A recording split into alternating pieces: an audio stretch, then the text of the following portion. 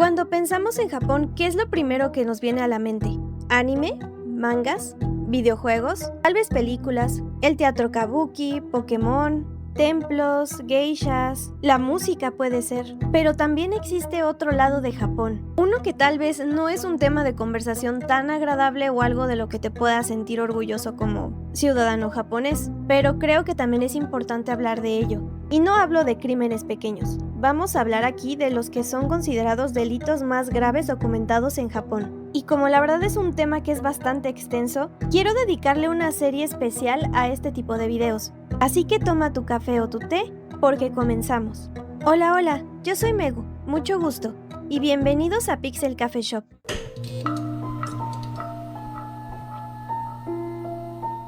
Este primer caso toma lugar en Kanto y en Chubu.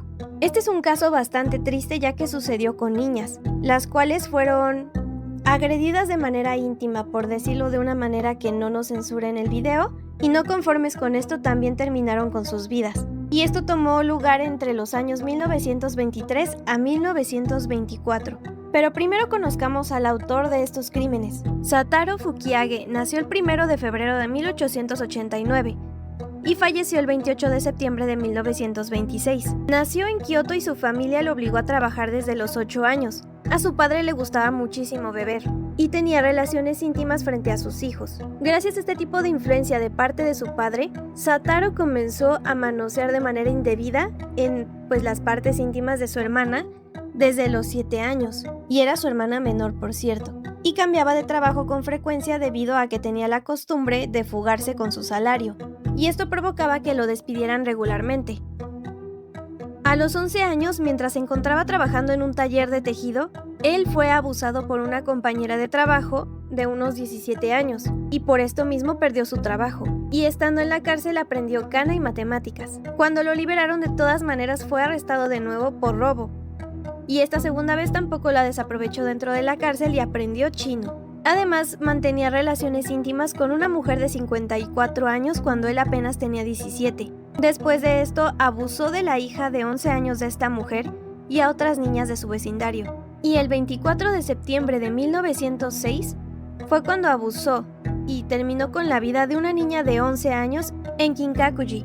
Y en esta ocasión que fue capturado, se dedicó a estudiar las obras de Confucio, Mencio, Sócrates, Aristóteles y Nichiren. Lo liberaron en 1922 y encontró un nuevo trabajo. Sin embargo, fue despedido porque ya tenía unos antecedentes penales. En abril de 1923 fue arrestado de nuevo por abusar de una niña de 4 años y aún así lo liberaron. Entre junio de 1923 y abril de 1924, abusó y le quitó la vida a 6 niñas de entre 11 y 16 años. Lo capturaron el 28 de julio de 1924. En ese momento había confesado que le quitó la vida a 13 personas, pero después se arrepintió y se retractó, insistiendo en que solamente habían sido 6 niñas, y que se había equivocado porque un policía le hizo una pregunta trampa.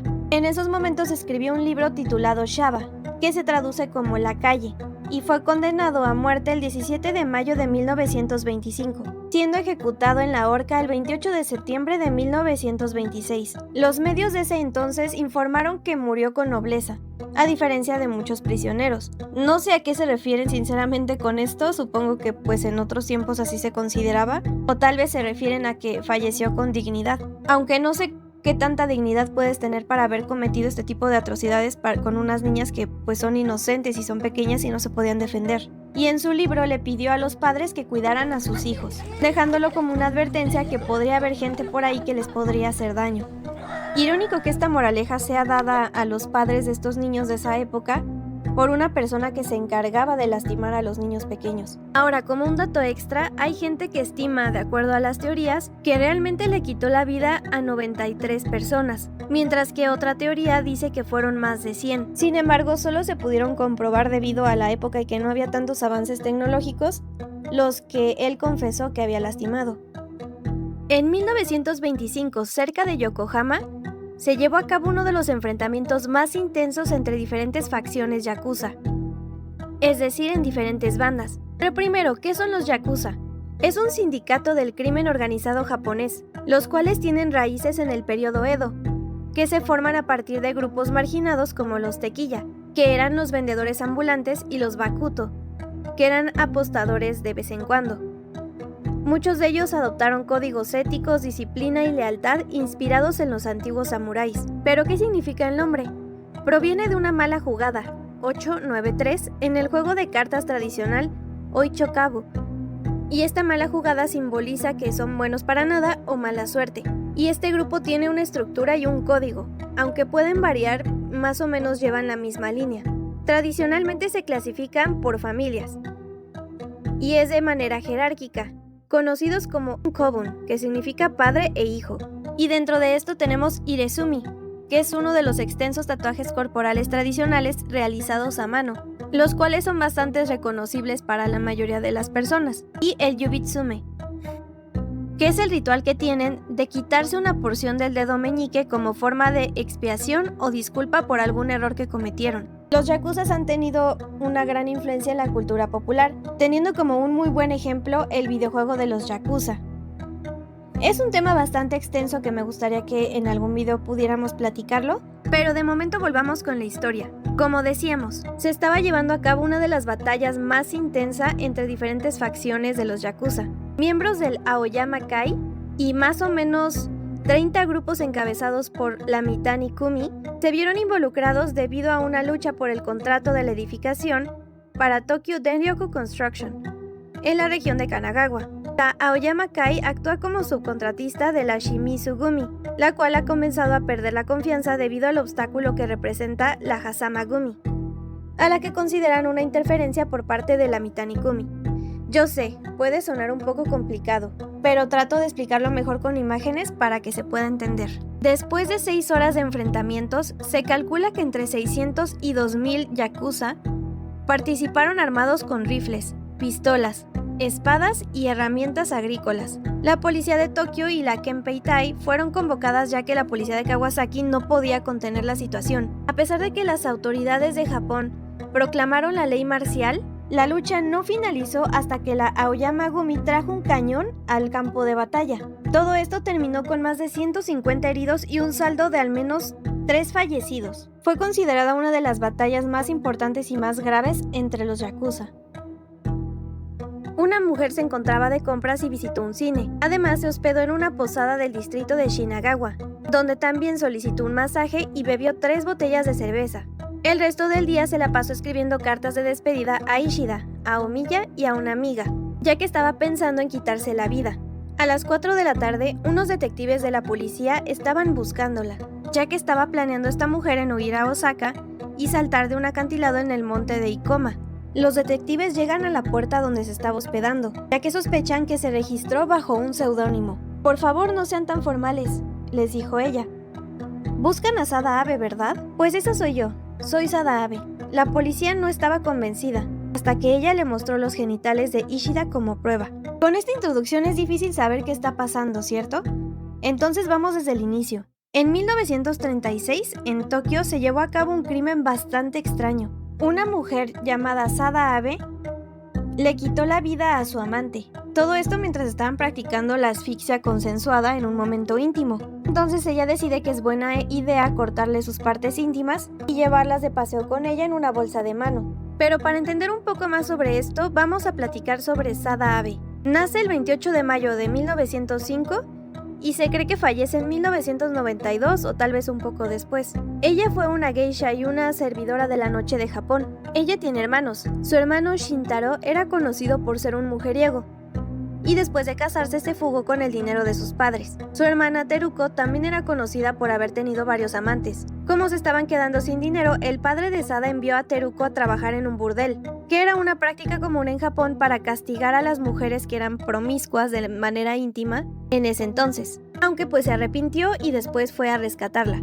Aún así, Teruko no tuvo ningún problema en poder encontrar un matrimonio, ya que su pasado pues no era un impedimento para las mujeres que eran de la clase social de los Abe en aquella época, por lo que pudo casarse. Mientras tanto, Abe pues era la favorita de su mamá, ya que era la hija menor sobreviviente de la familia, por lo que le permitían hacer lo que ella quisiera. Le inculcaron que tomara lecciones de canto y tocar el shamisen, actitudes que pues en ese entonces se consideraban que eran asociadas a las geishas, que era una profesión ocasionalmente de clase baja. y también de las mujeres servidoras de la noche, más que a actividades que fueran artísticas clásicas. Sin embargo, las geishas eran consideradas celebridades que eran bastante glamorosas en ese momento, y Abe fue cultivando esa imagen faltando a la escuela para sus lecciones de música y usando maquillaje elegante. Debido a los problemas familiares con sus hermanos, Abe era enviada solita fuera de casa. Después se unió a un grupo de adolescentes que igualmente eran independientes. A los 14 años, durante una de sus salidas con este grupo, Abe fue abusada por uno de sus conocidos,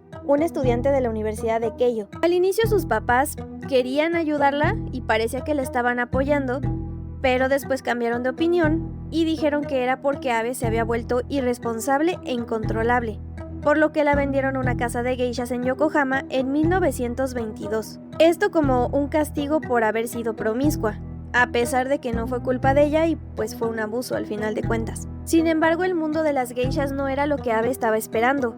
Le pareció que era frustrante y decepcionante, y una de sus principales funciones era promocionar servicios de índole íntimo a los clientes. Trabajó durante 5 años en este puesto y finalmente contrajo sífilis. Y pues como esto implicaba que tenía que hacerse varios exámenes físicos de manera periódica, al igual que una servidora de la noche con licencia legal, Abe decidió que pues mejor debería dedicarse a eso, ya que pues de todas maneras le pagaban mucho más. Y así es como empezó a trabajar en el famoso distrito de burdeles de Tobita en Osaka, pero pronto se ganó la reputación de ser problemática, ya que robaba dinero a los clientes e intentó abandonar el burdel varias veces. Después de 2 años, Abe finalmente logró escapar y pudo conseguir un trabajo como camarera. Sin embargo, pues no les satisfacía muchísimo el salario, así que regresó a la, digamos, profesión más antigua del mundo, aunque ahora sin licencia, por lo que tuvo que trabajar en burdeles clandestinos en Osaka en 1932. Tras el fallecimiento de su madre en enero de 1933,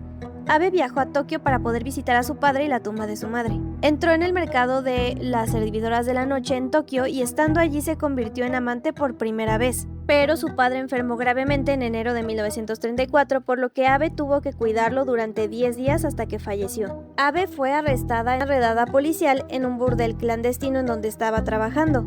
Kinosuke Kasahara, que es un amigo influyente del dueño del burdel, ayudó a que se pudieran liberar. Sin embargo, se sintió profundamente atraído por Abe. Después de investigar que ella no tenía deudas y con el consentimiento de ella, la convirtió en su amante. Le regaló una casa propia el 20 de diciembre de 1934 y también le daba un ingreso, digamos mensual, un dinero. Pero aquí hay un detalle.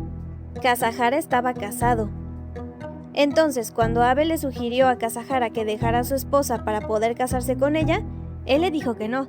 Entonces ella le dice que pues al menos le permita tener otro amante, a lo que él también se volvió a negar, por lo que terminaron su relación y para poder escapar de él, Abe se fue a Nagoya. Así que su primera experiencia con un amante pues no salió muy bien y para ella no fue tampoco una linda experiencia con el amor. Sin embargo, de regreso a Tokio, Abe comenzó a trabajar como aprendiz en un restaurante el 1 de febrero de 1936. El dueño de este lugar era Kichizo Ishida, de 42 años, y pues ya tenía una fama de ser mujeriego, y que comenzó a ayudar el negocio que pues realmente era administrado por la esposa, es decir, por su esposa. Cuando Abe llega a este lugar, Ishida empieza a demostrarle su interés a ella, y ella le correspondió, comenzando así con sus encuentros íntimos. Después tuvieron una aventura corta, digamos en una casa de té que fue adaptada para hacer un hotel, por así decirlo, y permanecieron en la cama durante 4 días. Después se trasladaron a otra casa de té en otro barrio más lejano,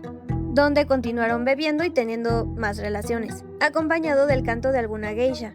No descansaba nunca, ni siquiera cuando las criadas entraban a la habitación para poderles servir sake.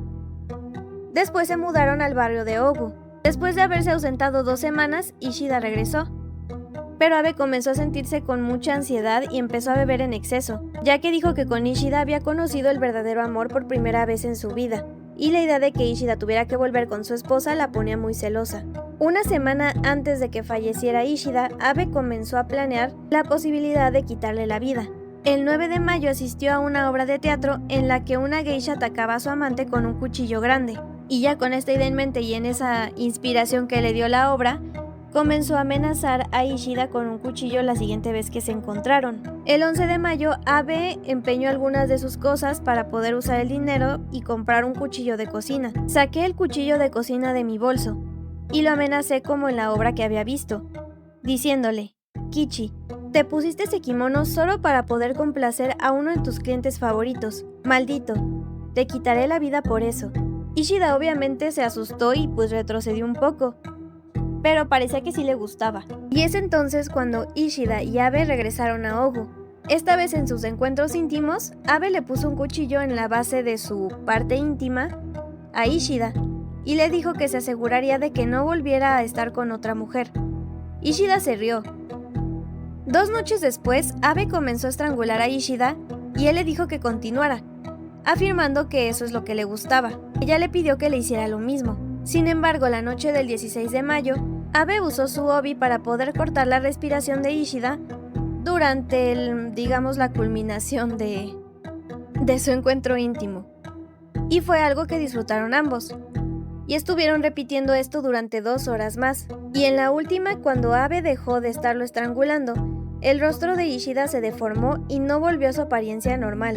Incluso tuvo que tomar 30 pastillas de un sedante llamado Calmotin para poder aliviar su dolor. Cuando a Ishida le empezó a dar sueño, le dijo a Abe: me pondrás el cordón alrededor del cuello y lo apretarás de nuevo mientras me duermo, ¿verdad? Si empiezas a estrangularme, no pares, porque después duele mucho. Abe se siguió preguntando si lo que le estaba pidiendo es que acabara con su vida, pero al reflexionar, pues decidió que estaba bromeando. Y a las 2 de la mañana del 18 de mayo, mientras Ishida se encontraba durmiendo, Abe le enrolló la faja 2 veces alrededor del cuello y lo estranguló. Más tarde le dijo a la policía: después de haberle quitado la vida a Ishida, me sentí completamente aliviada, como si me hubieran quitado un gran peso de encima. Y sentí una sensación de claridad. Después de quedarse al lado del cuerpo de Ishida durante unas cuantas horas, le cortó su parte íntima y sus otras 2 partes íntimas con el cuchillo. Los envolvió en la portada de una revista y los guardó hasta su arresto, que fue 3 días después, lo que estuvimos platicando en la introducción. Con la sangre que quedó escribió: Sada, Ishida no Kichi Futari Kiri. Es decir, en la traducción diría: nosotros, Sada e Ishida, estamos solos, en la parte del muslo izquierdo de Ishida y en una sábana. Después escribió su nombre, es decir, Sada, en su brazo izquierdo. Después de ponerse la ropa interior de Ishida, salió de la posada donde se encontraba alrededor de las 8 de la mañana, después de pedirle al personal que no molestara a Ishida. Después de esto se encontró con Omiya, que era su antiguo amante, y comenzó a disculparse con él varias veces. Pero como Omiya no sabía qué había sucedido, supuso que se estaba disculpando por haber tenido otra amante. En realidad, las disculpas de Abe eran por el daño que sabía que le iba a ocasionar su relación con él en su carrera política. Después que descubrieron el cuerpo de Ishida, empezaron a buscar a Abe, que ya había desaparecido. El 19 de mayo los periódicos publicaron la noticia y la carrera de Omiya quedó arruinada. Y la vida de Abe pues fue peor porque la sociedad la odiaba en general. Esto fue una gran noticia nacional. Cuando capturaron a Abe le preguntaron por qué había hecho eso. De repente se emocionó y los ojos de Abe brillaron de forma muy rara. Y su respuesta fue: lo amaba tanto, lo quería solo para mí. Pero como no éramos marido y mujer, mientras él viviera, otras mujeres podrían abrazarlo. Sabía que si acababa con su vida, ninguna otra mujer podría volver a tocarlo. Así que le quité la vida. Y de aquí comenzaron a surgir una especie de chismes bastante extraños en la sociedad. Por ejemplo, había gente que la defendía. Y decían, ella no había matado por celos, sino por amor. También decían que las partes íntimas de Ishida eran de un tamaño extraordinario. Y otra cosa bastante extraña es que después de su arresto, las partes íntimas de Ishida fueron trasladados al Museo de Patología de la Facultad de Medicina y estuvieron exhibidos al público después del final de la Segunda Guerra Mundial. Y después misteriosamente desaparecieron. Todo en este caso fue bastante extraño porque incluso en el día del juicio de Abe, que fue el 25 de noviembre de 1936, ya habían multitudes para poder ir. Y el juez que se encontraba en el juicio, el que tendría que ser, imparcial, admitió haberse sentido, emocionado por algunos de los detalles del caso, lo cual no es algo muy profesional para un juez, la verdad. Pero bueno, y sí fue encontrada culpable, y aunque la fiscalía solicitó 10 años en prisión, Abe dijo que quería la pena de muerte. Al final solamente la condenaron por 6 años, y fue liberada en tan solo 5 años. Además, el informe policial del interrogatorio y la confesión de Abe se convirtió en un éxito de ventas nacional en 1936, y la imagen de Abe fue considerada de manera transgresora, tanto así que se popularizó muchísimo en las novelas y en obras de teatro japonesas de la década de 1870. Y después del libro que fue La mujer venenosa, basado en su crimen y en su vida, comenzaron a aparecer autobiografías confesionales de mujeres criminales. ¿Pero qué fue de la vida de Abe? Pues al salir de prisión, se encontró un amante que consideraba un hombre serio de acuerdo a sus palabras y se mudó a otra prefectura. Ya después de que se limpió su nombre de una manera muy rara debido a que la adoraban, de cierta manera, o tal vez no adorar, no creo que sea la palabra correcta. Digamos que más bien era alguien idealizada, alguien a quien admiraban, por lo que pues se dedicó a hacer entrevistas e incluso salía en obras de teatro. Y después se dedicó a trabajar en un establecimiento de bebidas. Sin embargo, esto es algo que ocurre muchísimo en varias culturas, no diría que solamente en la de Japón, donde un caso agarra tanta fuerza que termina teniendo a sus fans, y esto ayuda a que la persona que cometió estos actos horribles termine siendo más famosa y pueda conseguir dinero y, digamos, respeto de cierta parte de la sociedad. Pero bueno, platíquenme ustedes, ¿ya habían escuchado alguno de estos casos? ¿Cuál de estos tres les pareció el más impresionante o el que más les haya llamado la atención? No los puse en top, simplemente los estuve contando de acuerdo al orden cronológico. Si les gustó este tipo de videos, también díganme en los comentarios y con gusto continuaré la serie. Por cierto, si quieren formar parte de esta pequeña comunidad, pueden unirse al canal de WhatsApp. Ahí hacemos encuestas, les cuento de los adelantos sobre los videos, platicamos un ratito, es algo más íntimo. E igual si quieren apoyar el canal de manera directa, pueden tomar un cafecito en Ko-fi, porque cada cafecito ayuda a mantener las luces encendidas de esta pequeña cafetería virtual. Ambos enlaces los dejaré en la descripción. Si se quedaron al final, de nuevo, muchísimas gracias de corazón, agradezco que se queden conmigo en estas pequeñas pláticas. No olviden darle like al video, suscribirse, activar la campanita y comentar si es que les gustó mi contenido. Les deseo una excelente semana y nos vemos en la próxima taza de café.